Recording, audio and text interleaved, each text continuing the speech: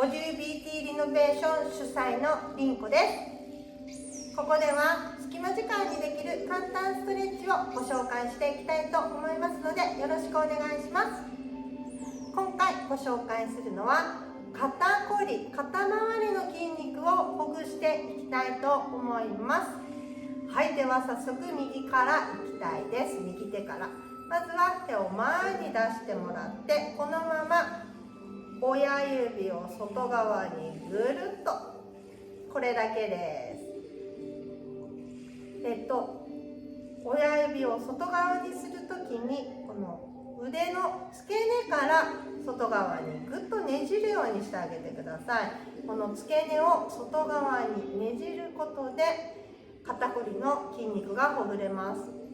はい、そのまま真横にできるだけぐーっと無理のしないところまで。はい、そしたら手のひらを下にして下ろします。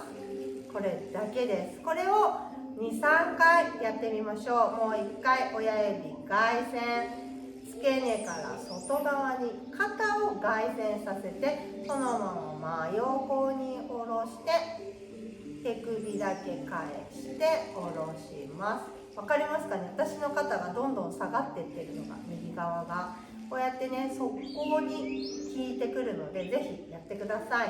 はい、ラスト外旋させてぐーっと横に引っ張ったら手首だけ返して下ろしましょうね。首の長さもね、鏡とか見てもらうと分かると思うんですけど、やった方はね、だって首の方も長くなってるので、ぜひ鏡を見て試してみてください。はい、では反対、左もやります。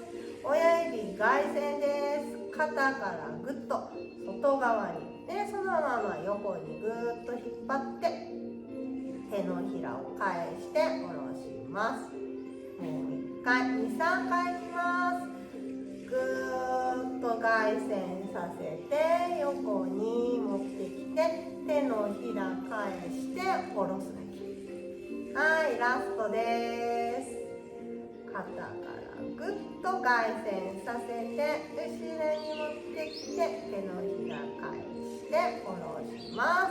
はい、肩揃いました。はい、ということで今回は肩の筋肉をほぐしてみました。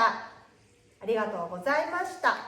よかったらいいね、チャンネル登録よろしくお願いします。